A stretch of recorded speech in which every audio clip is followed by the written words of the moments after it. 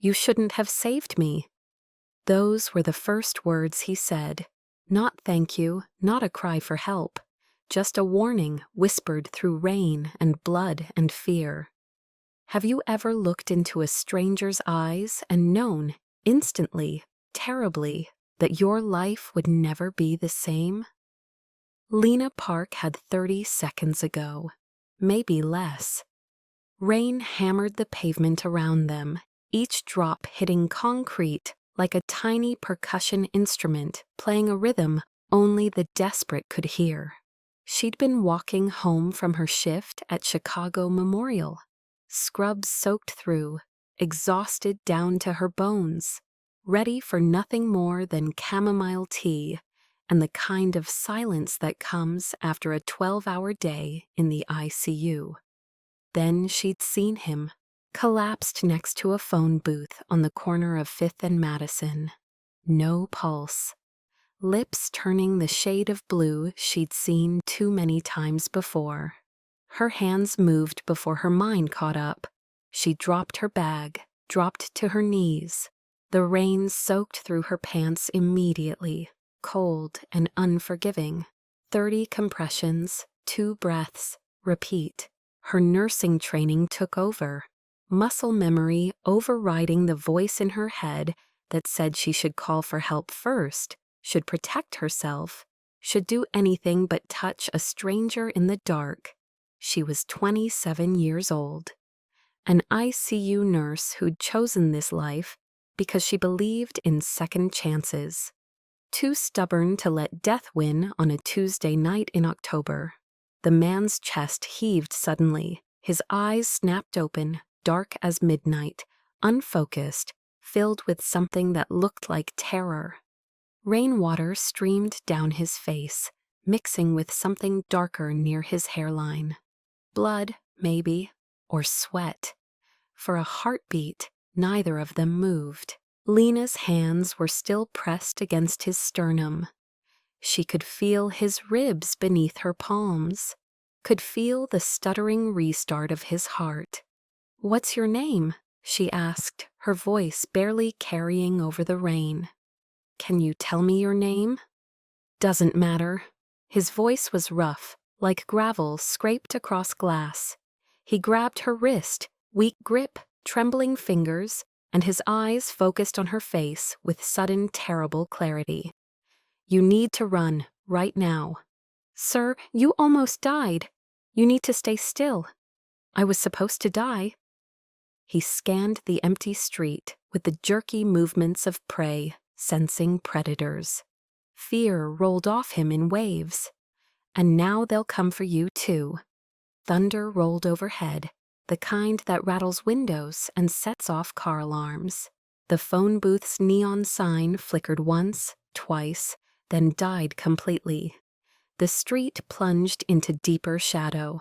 Lena's pulse kicked up. Something in his tone, not delusional, not confused, but absolutely certain, sent ice through her veins. "Who's coming, sir, who's coming?"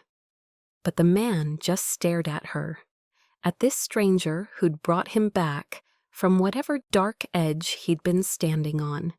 And something like grief crossed his face, like he'd just condemned her to something worse than death. "I'm sorry," he whispered, and she saw tears mix with the rain on his cheeks. "I'm so sorry you found me."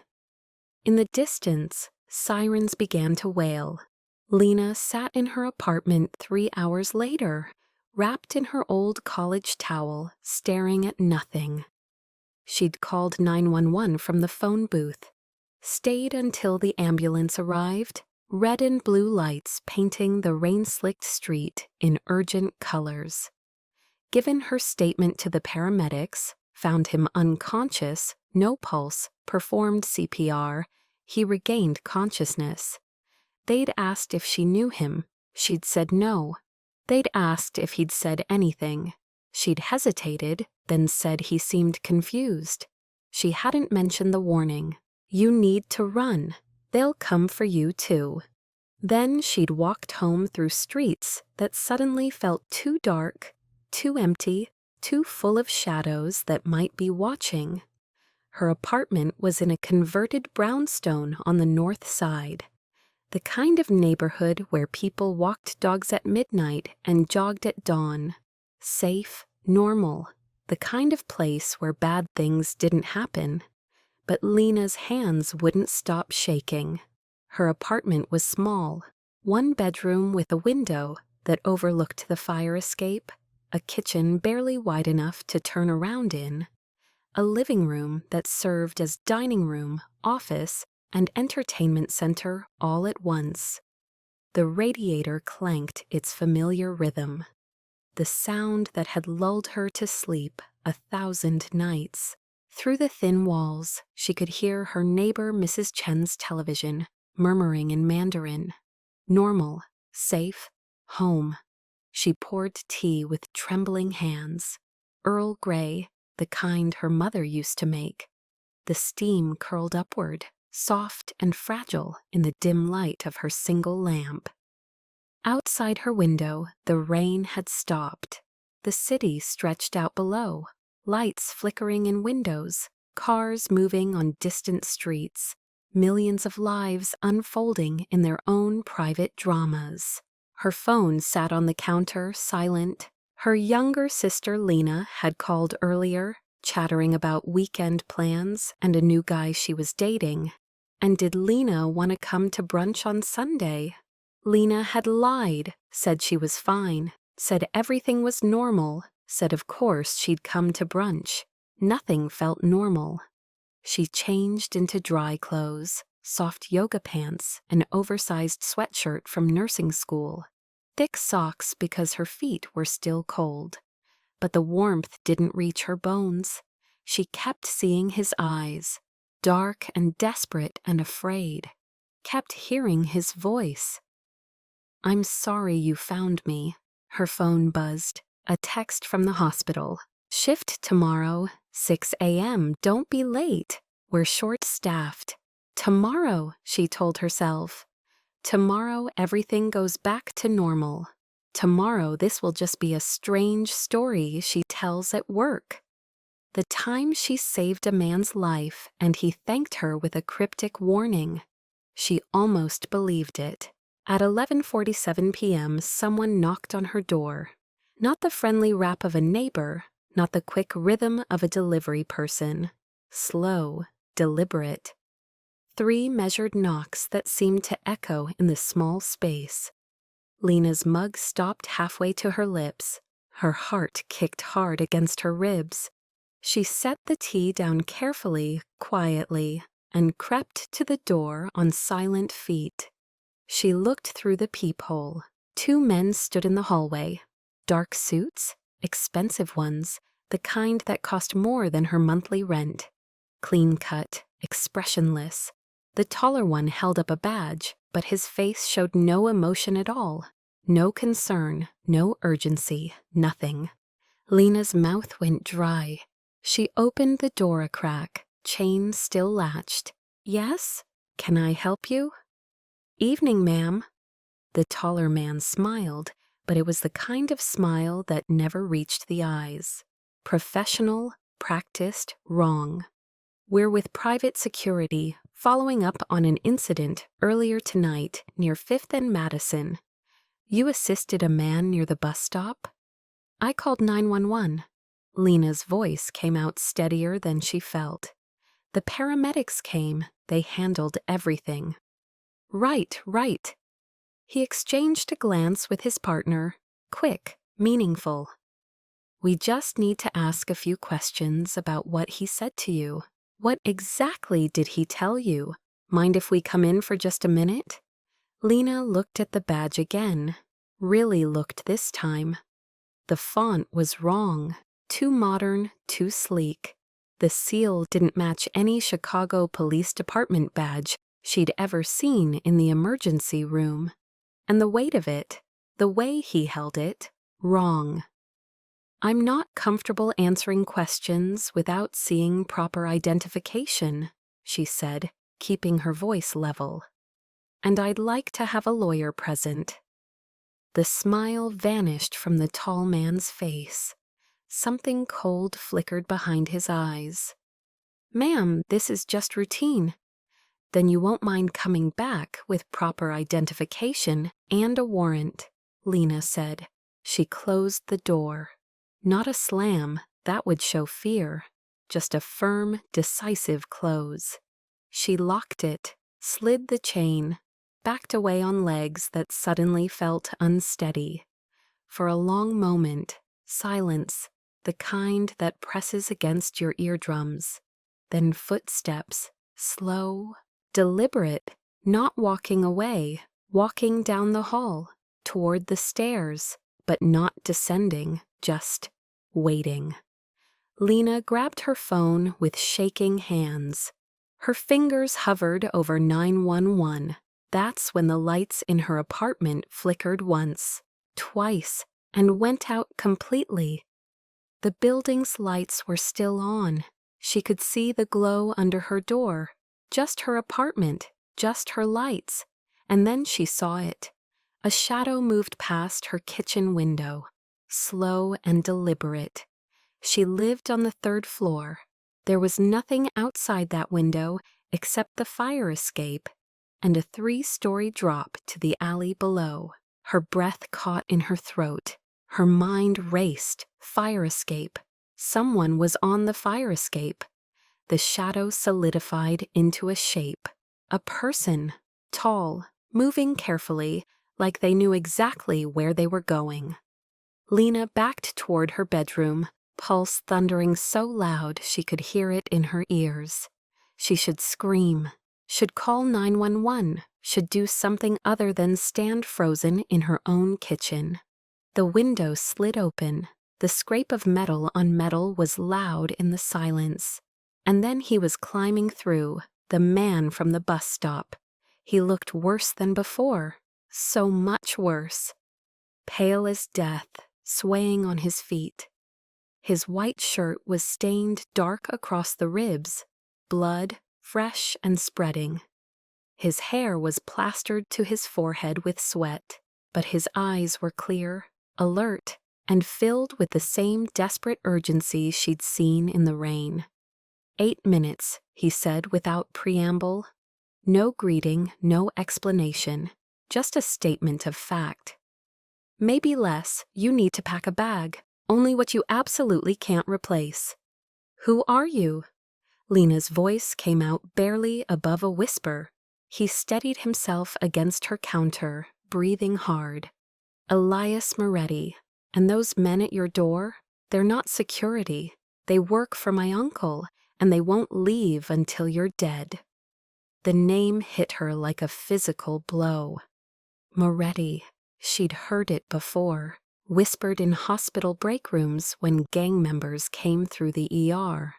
Mentioned in news articles that vanished from the internet too quickly.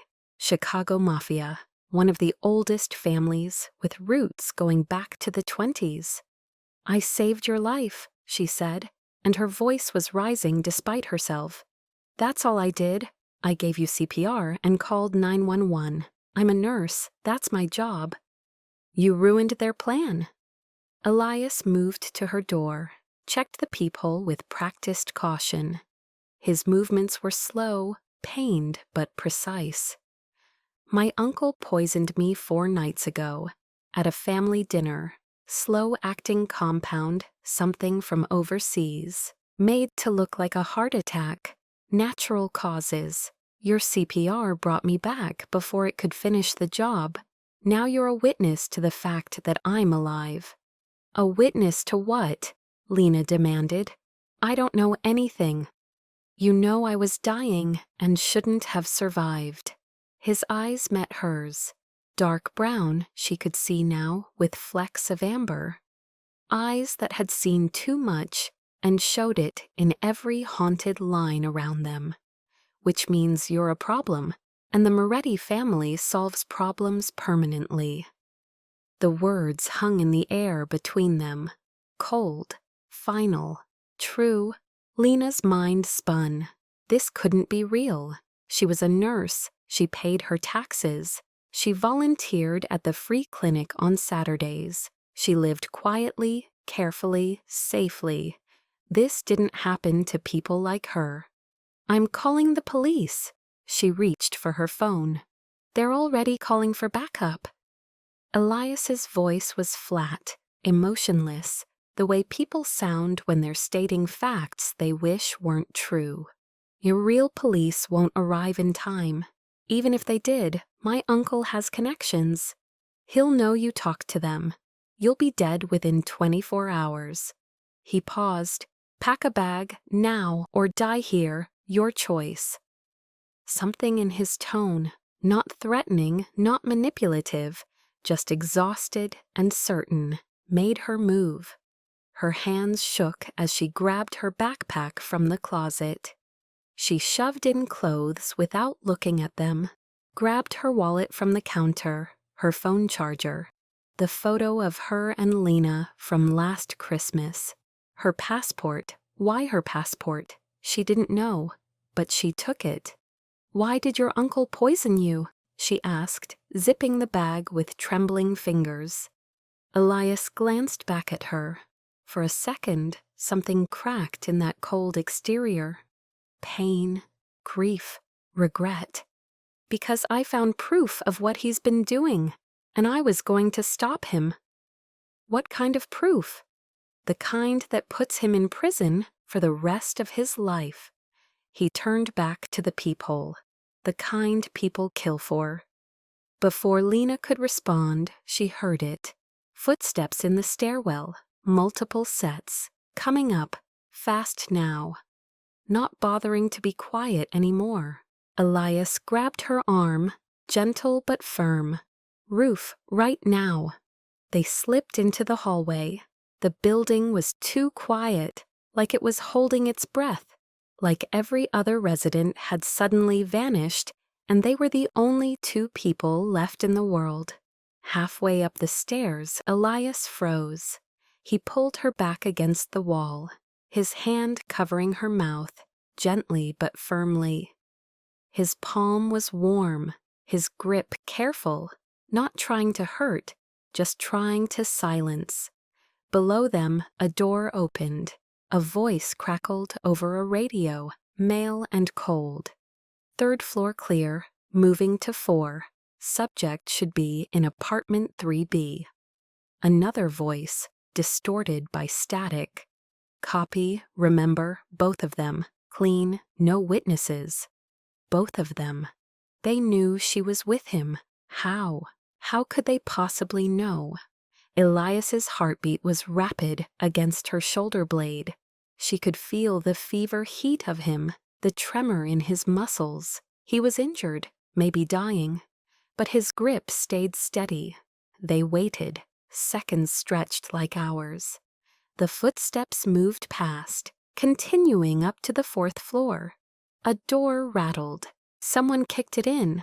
Elias pulled her up the stairs.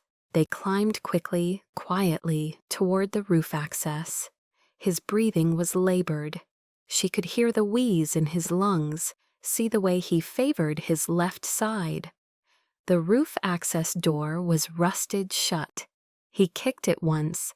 The metal screeched. He kicked again.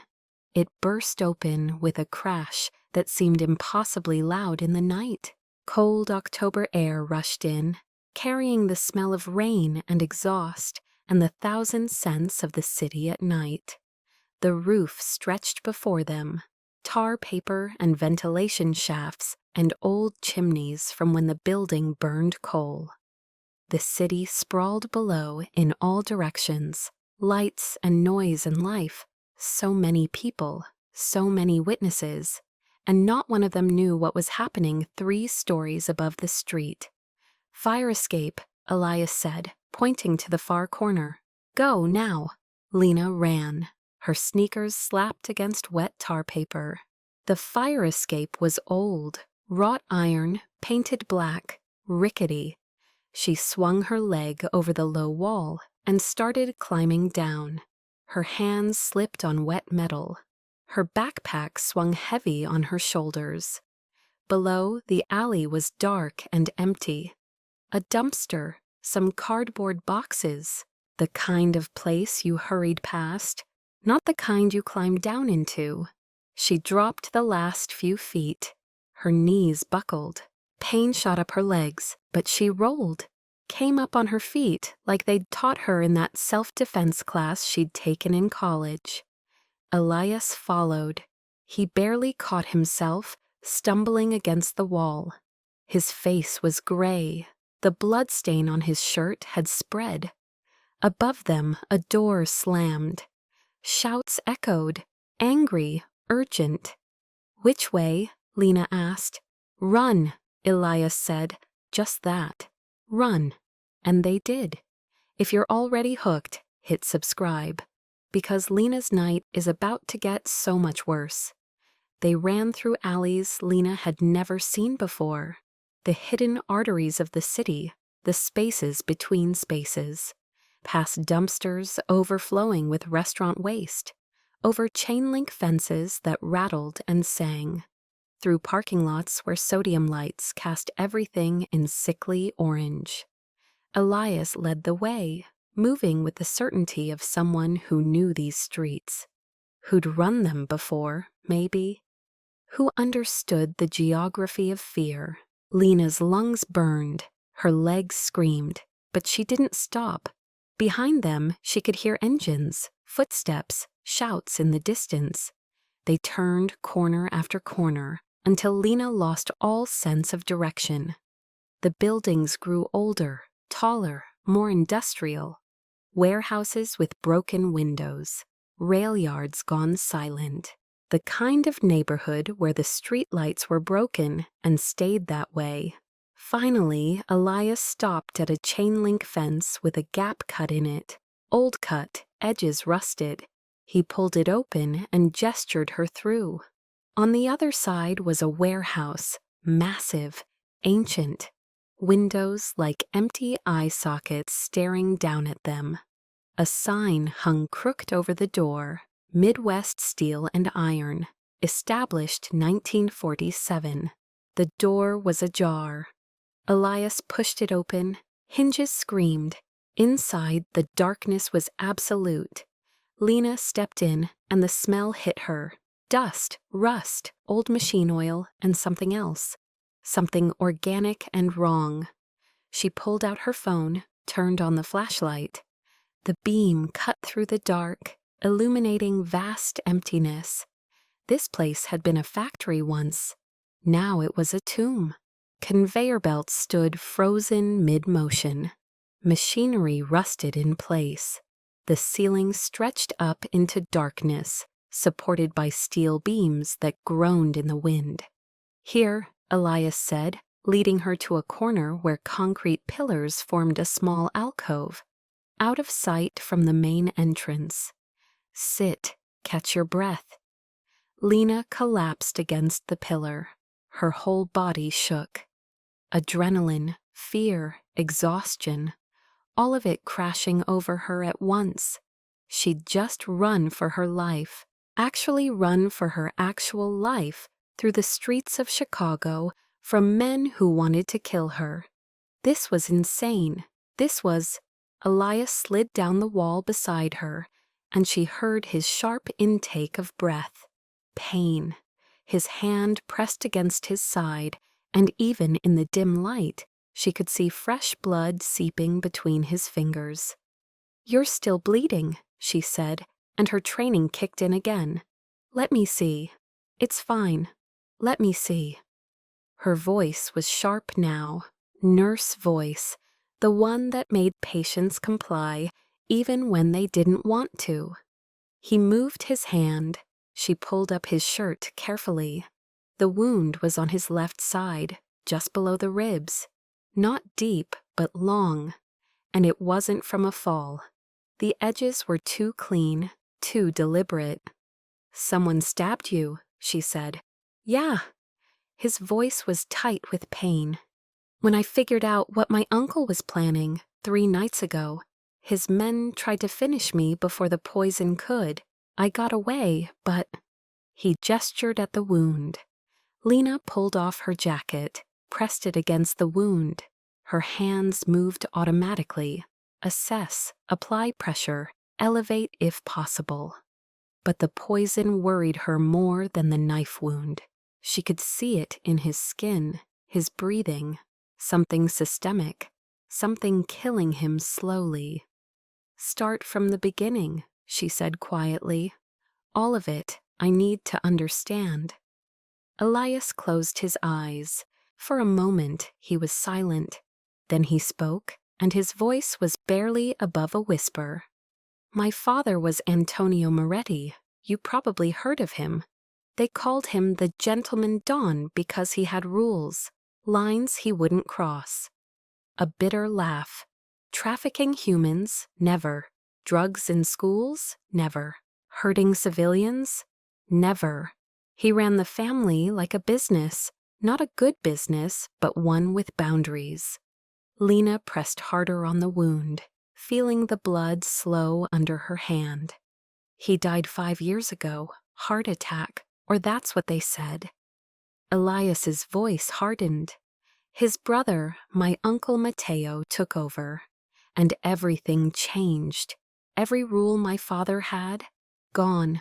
Mateo started trafficking, started moving heavier drugs, started getting involved with people, other organizations that my father would never have touched.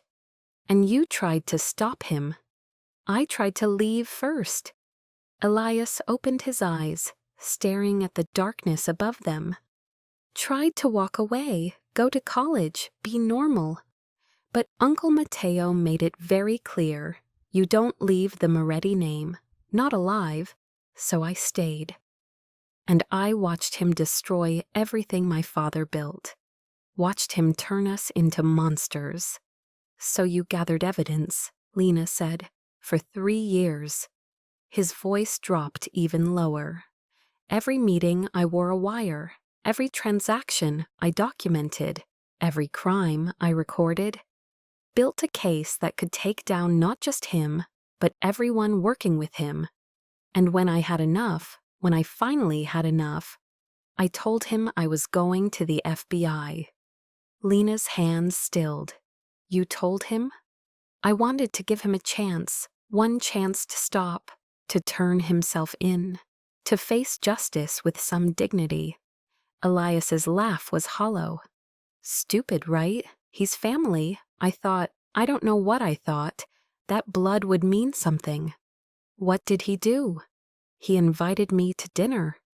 Elias's voice was flat now, emotionless. "Family dinner, just the two of us and a few trusted men. He poured me wine from a bottle he'd been saving," he said. "Special vintage, we toasted. To family, to loyalty, to the future." He paused. 2 hours later, I started feeling it. Heart racing, vision blurring. I knew immediately he'd poisoned me. "Why not just shoot you?" "Because murder investigations are messy. But a young man dying of a heart attack? That's tragic, sad, natural." He looked at her. "He was going to let me die quietly, bury me with honors, and no one would ever know. But you got away. Barely.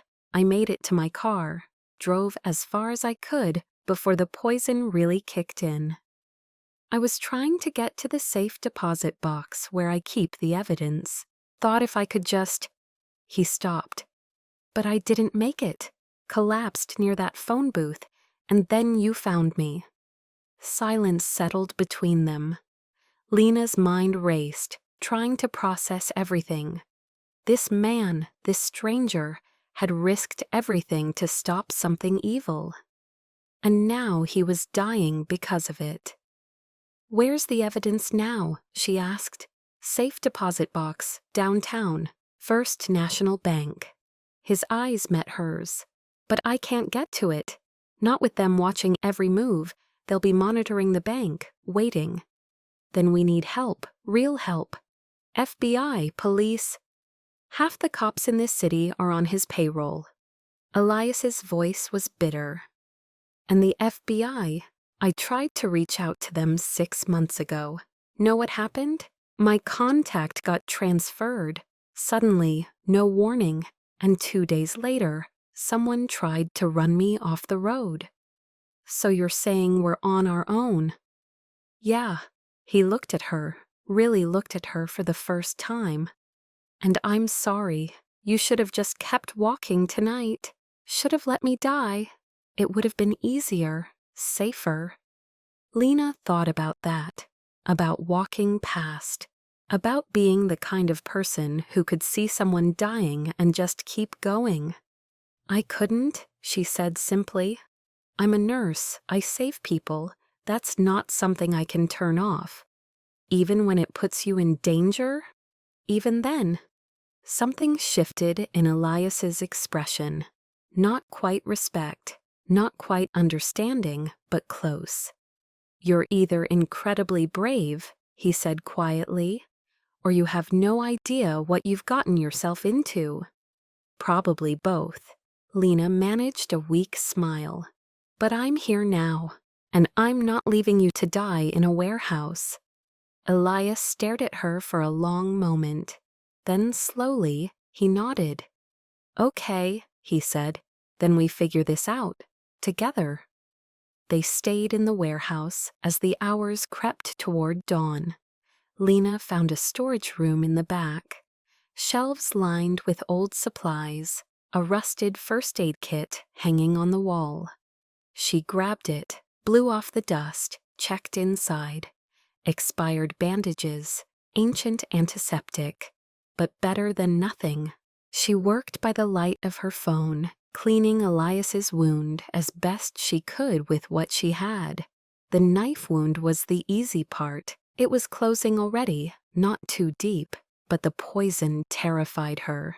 She could see its effects growing worse. His skin was clammy, his pulse too fast, pupils slightly dilated. What kind of poison did he use? She asked, wrapping the wound with gauze. I don't know, something imported, something that wouldn't show up on a standard tox screen. He winced as she tightened the bandage. It's been 4 days. I thought maybe it would wear off, but it's getting worse. You need a hospital, a real one. Blood work, maybe dialysis to flush your system.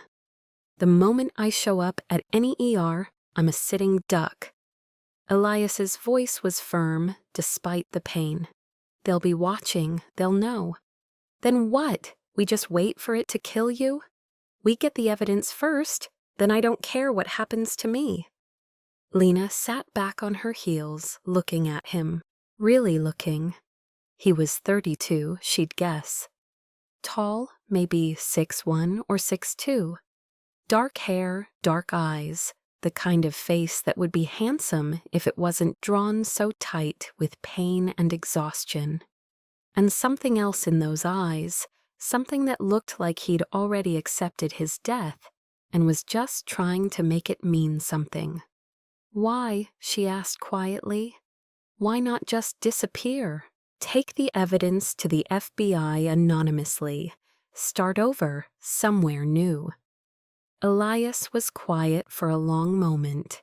When he spoke, his voice was raw, because he'll keep doing it. Keep destroying lives, keep hurting people who can't fight back. And if I disappear, if I run...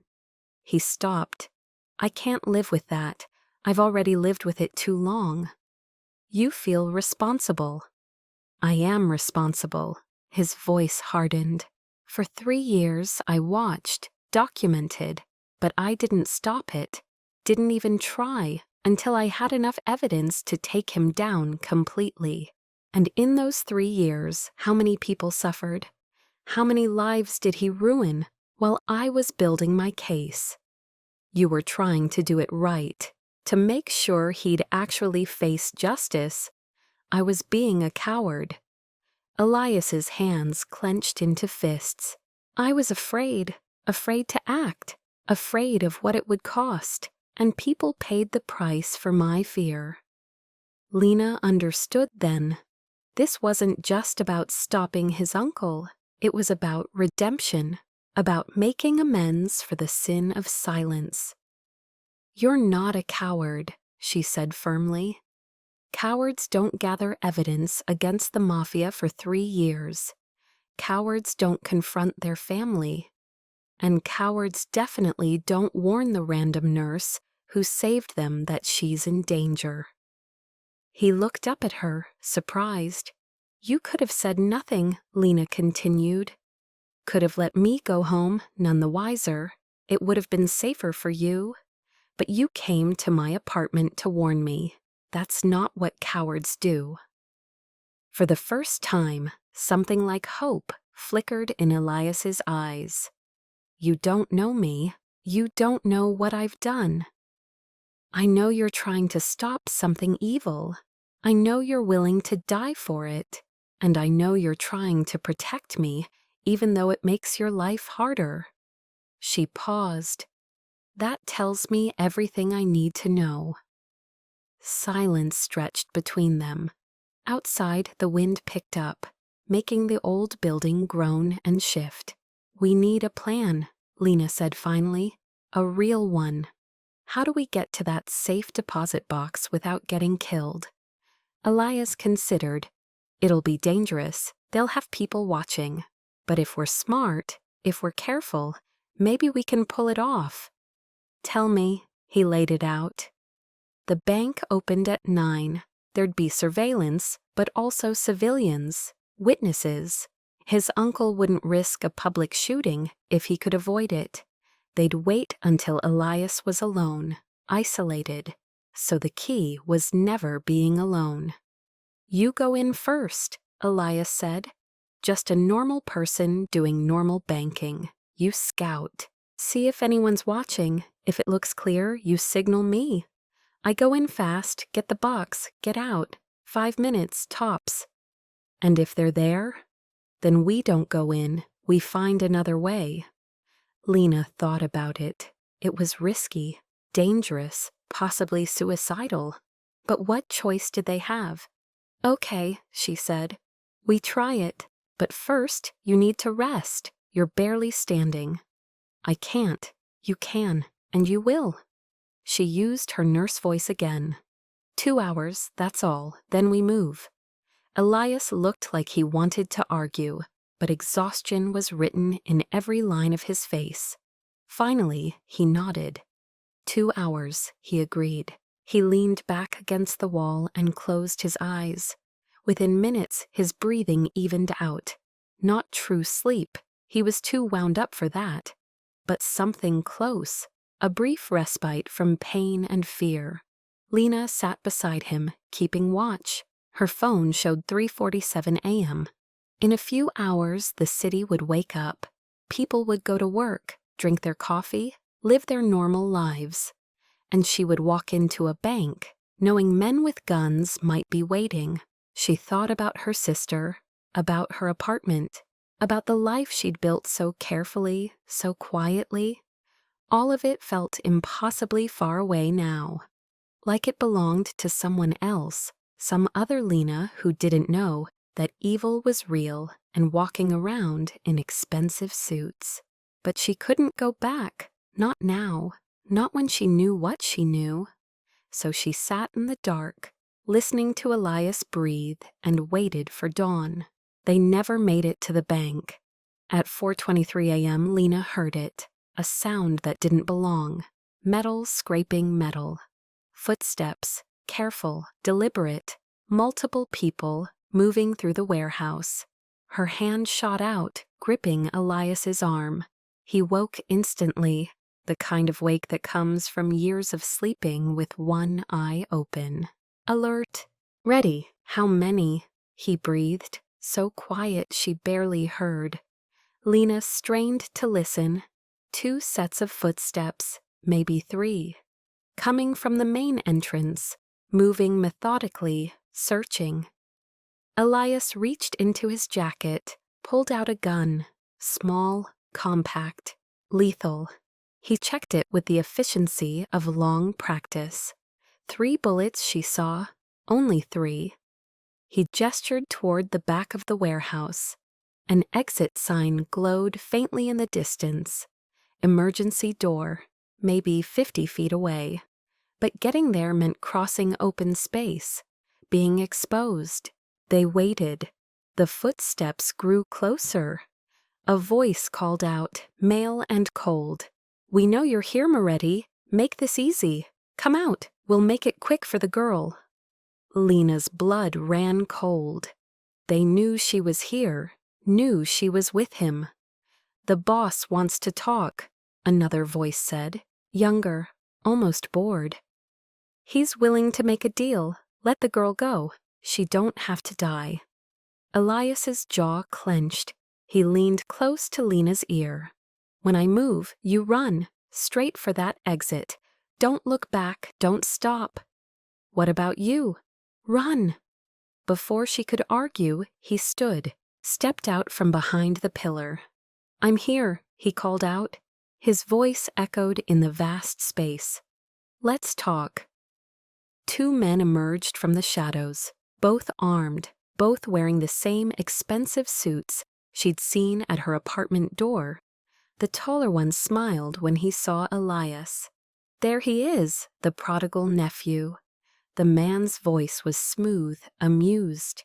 "Boss said you were resourceful. Didn't expect you to still be on your feet." "Poison didn't take," Elias said. "Yeah, we figured. That's why we're here, to finish the job." The man's eyes flicked to Lena. "But the girl's a problem. Can't have witnesses." "Let her go. This is between me and my uncle." "Would if we could, but orders are orders." He raised his gun. "Nothing personal, miss." Everything happened at once. Elias fired.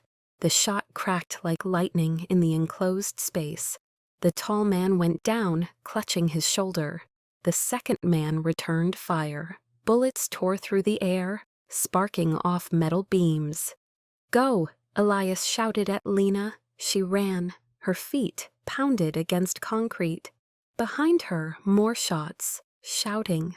The sound of someone hitting the ground. She reached the exit door, slammed into it. It didn't budge, locked. The panic bar was broken, rusted in place. Here, Elias was suddenly beside her, pale and breathing hard. He kicked the door, once, twice. It burst open, but a third man was there, bigger than the others, faster. He lunged through the doorway, grabbed Lena by the shoulder. His grip was iron. She twisted, trying to pull free.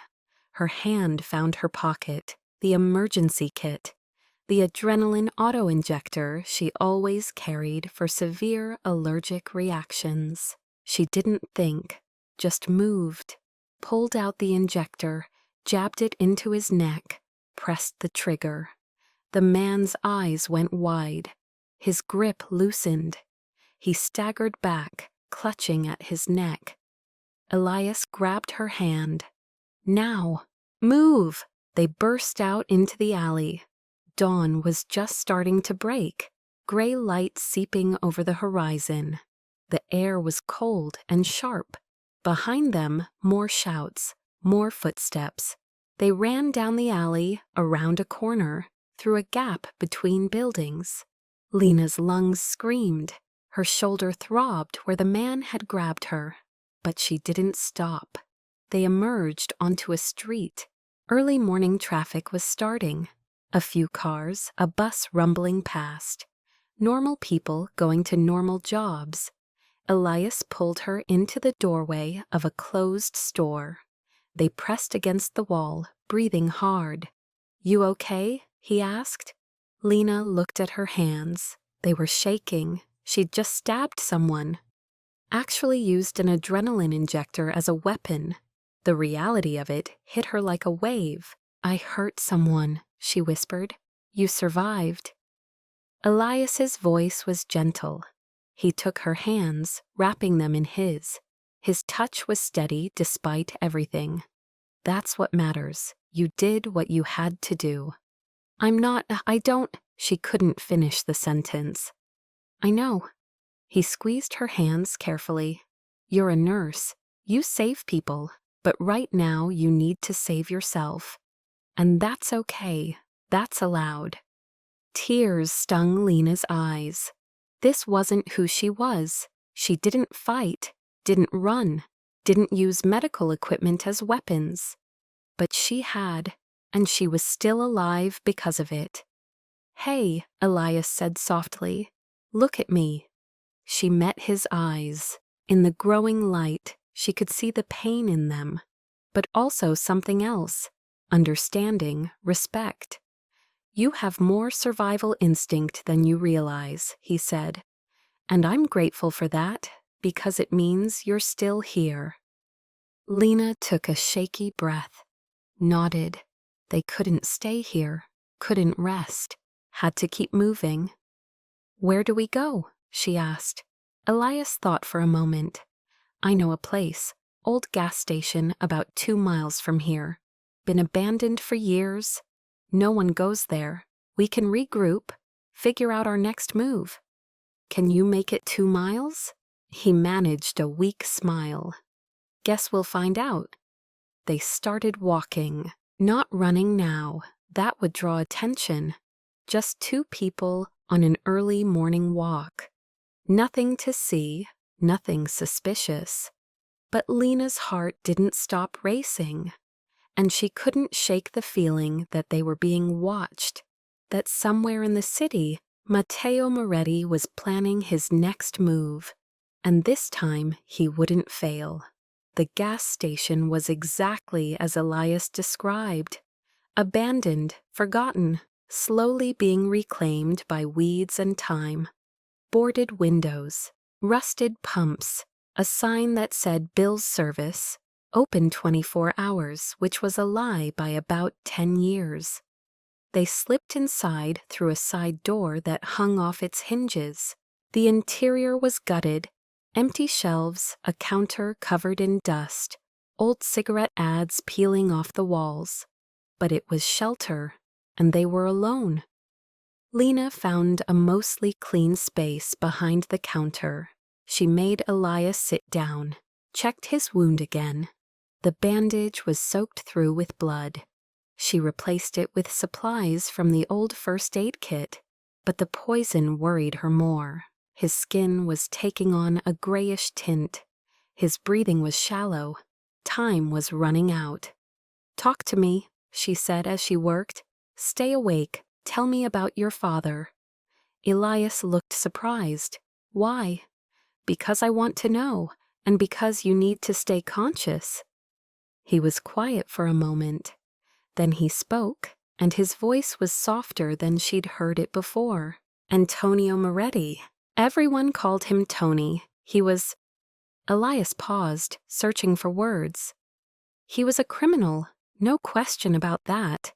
But he was also a father, a husband, a man who believed in rules, in loyalty, in doing wrong the right way, if that makes any sense." "It does," Lena said quietly. "He used to tell me stories when I was a kid, about the old days, when the families had honor, when you didn't hurt civilians, when you kept your word, even to your enemies." Elias's eyes were distant, seeing something she couldn't.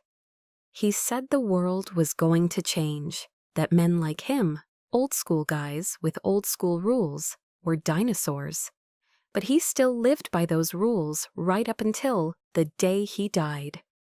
"You loved him." "Yeah." Elias's voice cracked slightly. "Yeah, I did. Even knowing what he was, what he did, I loved him." "What would he think about what you're doing now?" Elias considered. "He'd say I was a fool, that you don't betray family, that blood comes first, always." He paused, but I hope, that deep down he'd understand, that he'd be glad someone finally stopped it from getting worse. Lena secured the last bandage. "You're not betraying your father, you're honoring him, living by the rules he taught you." Elias looked at her, something raw and vulnerable in his expression. "You keep saying things like that, like you believe in me. Why?" "Because someone has to." She sat back. "And because I see what you're trying to do. You're not running, not hiding. You're fighting something bigger than yourself, even though it's killing you. That takes courage. Or stupidity. Maybe both. She smiled slightly. Seems to be a theme with us. For a moment, just a moment, Elias smiled back. A real smile, warm and genuine, and so at odds with everything else about him. Then his phone rang. The sound shattered the moment like glass. Elias pulled it out slowly, staring at the screen. Unknown number, but they both knew who it was. He answered. Put it on speaker. Hello, nephew. The voice that filled the small space was smooth as silk, educated, almost friendly. The voice of a man who was used to being obeyed. Matteo Moretti. I'm impressed, Matteo continued. 4 days with that poison in you. 3 of my best men, and you're still alive. And you found yourself a little helper. A nurse, I hear. How convenient. Elias said nothing. His jaw was clenched so tight, Lena could see the muscle jumping. Here's the situation, Matteo said. All business now. You have something that belongs to me, evidence, I believe. And I want it back. More importantly, I want it destroyed. Are we understanding each other? Go to hell, Elias said. A soft laugh. Such hostility. We're family, Elias. This doesn't have to end badly. Bring me the evidence. Bring me the girl. And I promise, I'll make it quick. Painless, respectful. A proper burial with full honors. You'll go out like a Moretti. And if I don't, then I'll come find you myself, and when I do, the voice hardened. The girl dies first, slowly, while you watch, then you, then everyone she's ever cared about. Her sister Lena, she lives on Oak Street, doesn't she? Works at that coffee shop downtown? Lena's blood turned to ice. You leave her out of this, Elias said, and for the first time there was fear in his voice. Raw, genuine fear. Then give me what I want. Sullivan Street warehouse. You know it. Sunset today. Bring the evidence. Bring the girl. And we'll settle this like family. And if we don't come, then I start with the sister. A pause. Your choice, nephew, but choose quickly. I'm not a patient man. The line went dead. Elias stared at the phone for a long moment. Then he looked up at Lena, and she saw it in his eyes. Desperation, rage, and underneath it all, the terrible knowledge that his uncle had them cornered. He knows where your sister lives, Elias said quietly. I know. Lena's voice was steady, but inside, panic clawed at her chest. Lena, her little sister, 24 years old, and too trusting and too kind for her own good. You should call her, Elias said. Warn her. Tell her to leave the city. She won't listen. She'll think I'm crazy. Lena pulled out her phone. Her hands shook. But I'll try. She dialed. It rang once, twice, 3 times. Voicemail. Lena, it's me, Lena said, trying to keep her voice calm.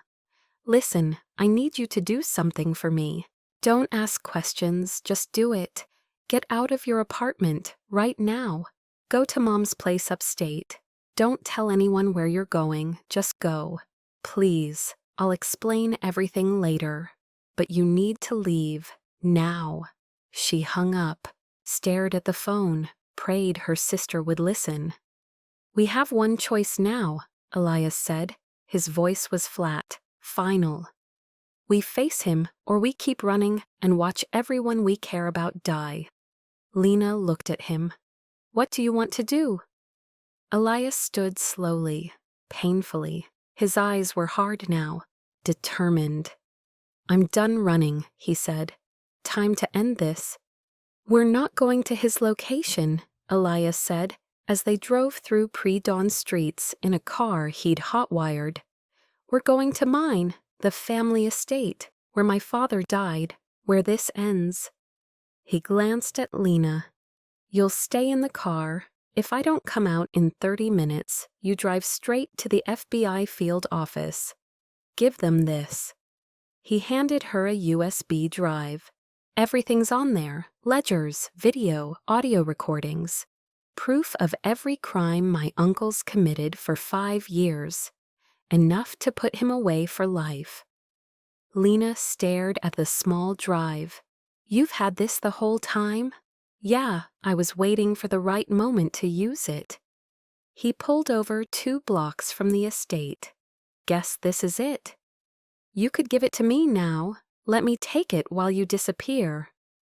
"He'll hunt me forever, and he'll use you to find me." Elias's voice was firm. "The only way this ends is if I face him. You'll get yourself killed. Maybe," he turned to her, "but you'll be safe. That's what matters." "No," Lena's voice cracked. "You matter too. Your life matters." Elias looked stunned, like no one had ever said that before. "Why do you care?" he whispered. "Because I see who you're trying to be." Lena took his hand.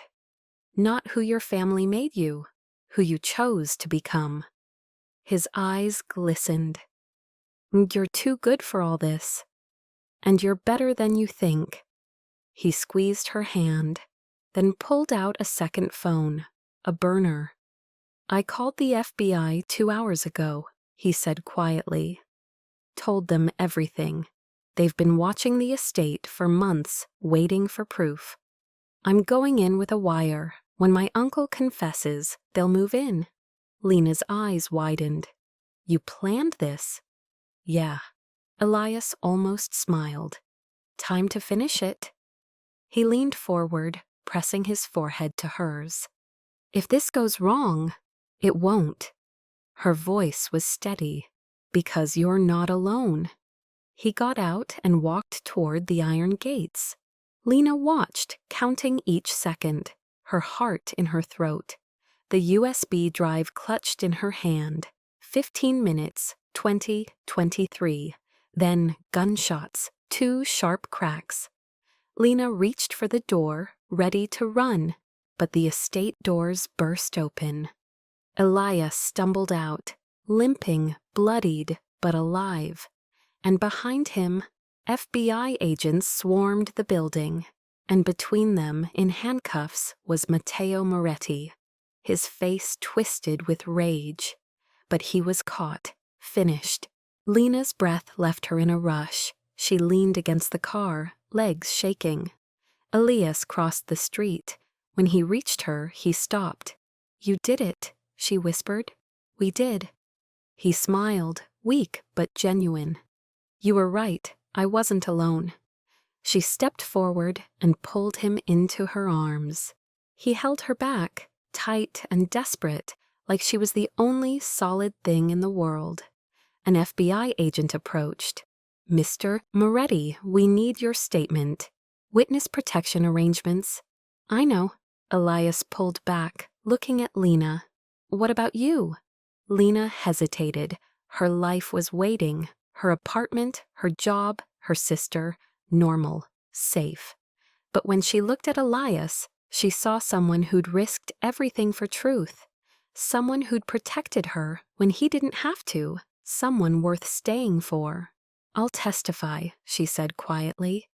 "Help put your uncle away, and after," she paused, "maybe we figure out what comes next, together." Elias's eyes widened. "You mean that?" "I'm choosing you," Lena said simply. "That's what I mean." He pulled her close again, and this time when he smiled, it reached his eyes. 6 months later. Lena stood in their small kitchen, watching sunrise paint the sky in shades of gold and pink.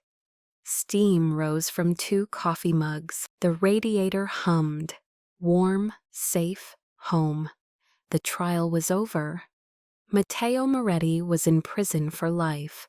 The criminal network dismantled, the family scattered or arrested, and Elias was free. He worked at a community center now, helping at-risk youth find better paths. Quiet work, honest work, the kind that let him sleep without nightmares. Footsteps behind her. She turned. Elias stood in the doorway, hair mussed, wearing an old t-shirt. He looked lighter now, like he'd set down a weight he'd carried for years. "Morning," he said softly. "Morning." She handed him coffee. "How'd you sleep?" "No nightmares," he smiled. First time in months. They stood together, watching the city wake up. Somewhere out there, people were starting their days. Ordinary, beautiful, simple days. And for the first time, Lena and Elias were among them. "I still can't believe you stayed," he said. "Why wouldn't I? I gave you every reason to leave, the danger, everything." "You gave me one reason to stay." Lena set down her mug. "You chose truth over safety, justice over family loyalty. That's the kind of person I want in my life." Elias pulled her close. "I don't deserve you." "That's not your call?" She rested her head against his chest. "It's mine, and I choose you." Outside, the world turned. But here, in this small apartment with second-hand furniture and mismatched curtains, they'd found something rare. Peace, purpose, home, not a place, a person, a promise. "What are you thinking?" Elias asked. "That saving you was the most inspirational thing I've ever done." "You motivated me to believe I could change," he said softly, "that I could be better. You always could, I just reminded you." He tilted her chin up, meeting her eyes. "I love you, you know that?" Lena smiled. "I love you too." He kissed her, gentle, sure, like a promise kept. When they pulled apart, the morning was bright and warm, golden. From the bedroom, Lena's phone buzzed. A text from Lena. "Brunch this weekend. Want to hear more about your romance with Mr. Reformed?" Lena laughed, showing Elias. He groaned. "Your sister still terrifies me." "Good," Lena grinned. "Keeps you honest." "I am honest now, because of you." "So what do we do today?" she asked. "Live," he smiled. "Just live." And they did. Not in a world of mafia deals and danger, but in a world where kindness won, where redemption was real, where love, earned, chosen, reciprocal, was everything. The kind of love that survives storms. The kind that chooses hope over fear. The kind that says, "I see all of you and I stay anyway." That morning, as they stood together, watching the sunrise, Lena thought about that rainy night. The moment her hands pressed against a stranger's chest. The choice she made without thinking. She couldn't have known then where it would lead. The fear, the running, the danger. But she also couldn't have known about this, the healing, the love, the second chances. Sometimes the most important moments happen in an instant. A hand extended in the dark, a choice to save instead of walk away. And sometimes those moments change everything. Elias turned to her. "Ready to face the day?" "With you?" Lena smiled. "Always." They finished their coffee, talking about ordinary things, groceries, bills, Lena's visit, normal life, beautiful, simple life, the kind they'd both fought for. And as they stepped out into the morning, hand in hand, one truth remained. Love doesn't always arrive gently. Sometimes it crashes into your life, broken and desperate and afraid. Sometimes it asks you to be braver than you've ever been. Sometimes it requires running toward danger instead of away. But when you find it, when you choose it, it's worth everything. Because we're all searching for someone who sees us truly and chooses to stay. That's the miracle. That's the real romance. And that's what Lena and Elias found in the ruins, in the running, in the rain, each other. And a morning like this one, full of light, full of hope, full of the quiet promise that every sunrise brings. A second chance, a new beginning, home. If this story touched your heart and reminded you that redemption is always possible, even in the darkest moments, please subscribe and share it with someone who needs hope tonight. Because sometimes the most powerful thing we can do is choose to stay, choose to believe, choose love even when it's hard. Thank you for listening, and remember, every sunrise is a second chance. Every morning is proof that it's never too late to come home, to become who you're meant to be, to find the person who sees all of you and stays anyway. That's not just a story, that's a promise, a hope, a truth that exists for all of us if we're brave enough to reach for it. Sleep well, dream of second chances, and know that tomorrow you too can choose to be brave. Good night.